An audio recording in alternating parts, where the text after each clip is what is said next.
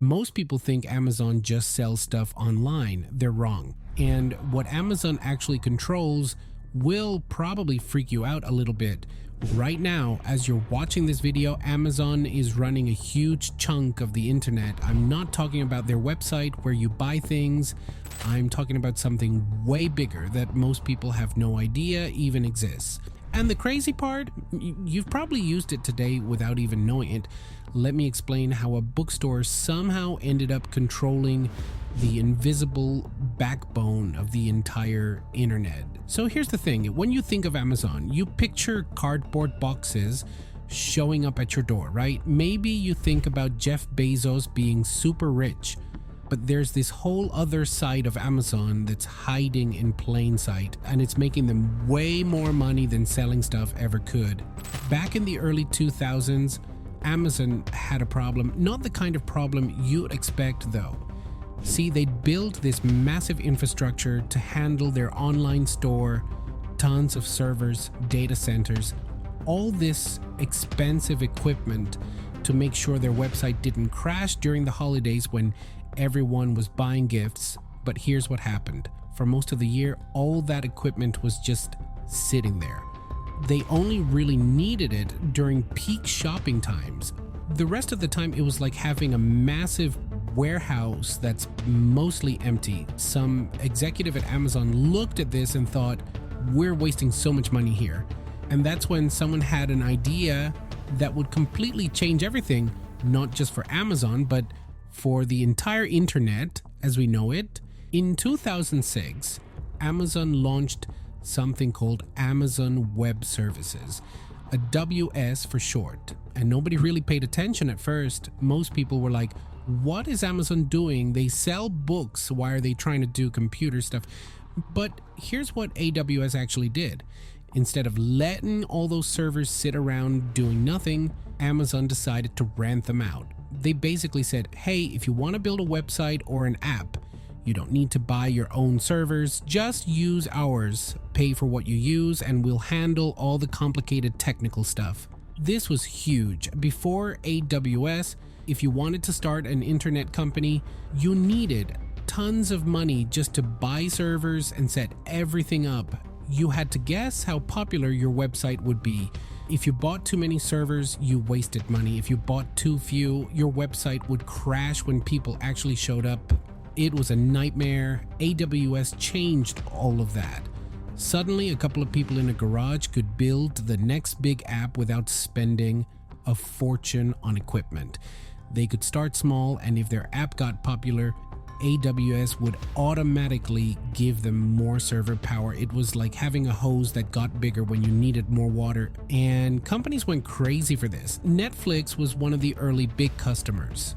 Yeah, Netflix. When you're watching a show on Netflix, you're actually watching it through Amazon servers. Isn't that wild? Amazon's biggest competitor in entertainment is literally running on Amazon's equipment.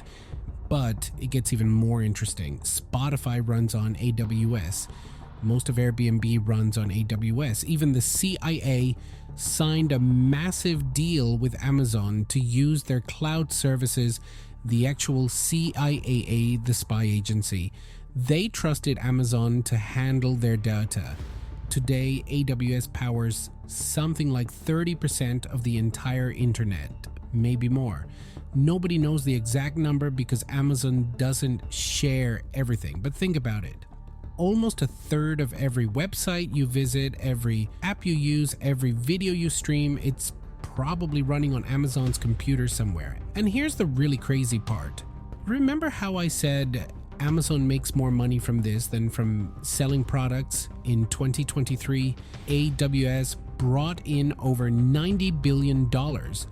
And the profit margins on that are insane, way higher than selling toothpaste and books. We're talking about profits in the tens of billions just from AWS alone. So while everyone's paying attention to Amazon delivery drivers and Amazon Prime and all that stuff, the real money machine is this thing most people have never even heard of. Amazon basically became the landlord of the internet.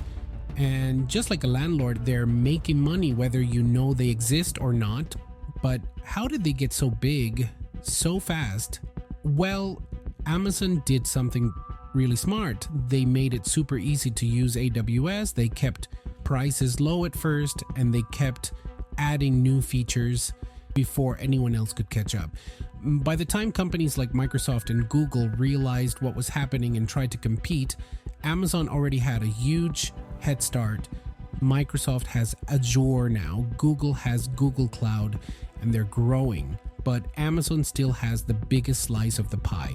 And that pie is getting bigger every single day because everything is moving to the cloud. Companies don't want to maintain their own servers anymore. It's too expensive and too complicated. Even big traditional companies are switching. Banks are moving to AWS. Hospitals are moving to AWS. Government agencies are moving to AWS. All of these organizations that used to have their own massive IT departments are now just paying Amazon to handle it for them. And Amazon keeps expanding what AWS can do. It's not just basic storage and computing anymore. They've got artificial intelligence tools, machine learning databases, security services. It's like a buffet of internet services. Whatever a company needs to run their digital stuff, AWS probably has it. Here's something else that's kind of sneaky. Once a company starts using AWS, it's really hard to leave. Not impossible, but hard. All their stuff is set up on Amazon's system. All their employees know how to use Amazon's tools. Switching to a competitor would cost a ton of money and time. So companies tend to stick with AWS, even if another option might be cheaper. Amazon knows this. They're banking on it. And AWS isn't just in one place. Amazon has data centers all over the world. They've got them in the United States, Europe, Asia, South America, everywhere.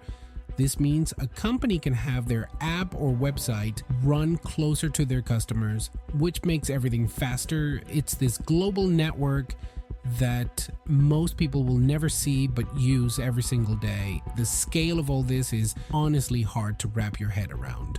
We're talking about millions of servers, billions of dollars in infrastructure, data, centers the size of multiple football fields, and it's all hidden away. You don't see it. You just click on an app or visit a website and it works. But behind the scenes, there's a good chance Amazon is making that happen.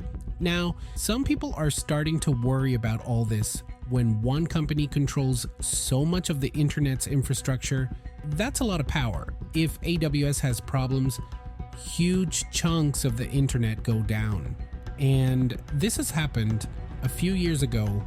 AWS had an outage that took down tons of major websites. 4 hours. People couldn't use their smart home devices. Apps stopped working. It was chaos. And there are privacy concerns too. Amazon has access to so much data flowing through their servers. Now, they say they don't look at customer data without permission. But still, the fact that they could is something that makes people nervous, especially when we're talking about sensitive stuff like health records or financial information.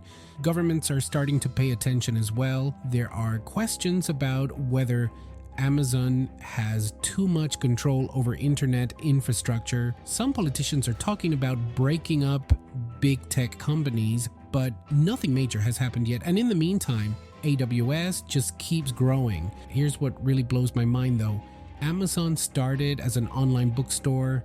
Jeff Bezos was selling books out of his garage, and somehow that turned into controlling the infrastructure that powers the modern internet. That's not just business success. That's a complete transformation of what the company even is. Most people still think of Amazon as a shopping company that also has Prime Video, but that's not really accurate anymore.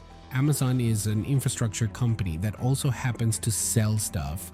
The shopping part is almost like a side hustle at this point compared to the money and power that AWS represents, and Amazon's not stopping. They're investing billions more into AWS every year, building new data centers, adding new services.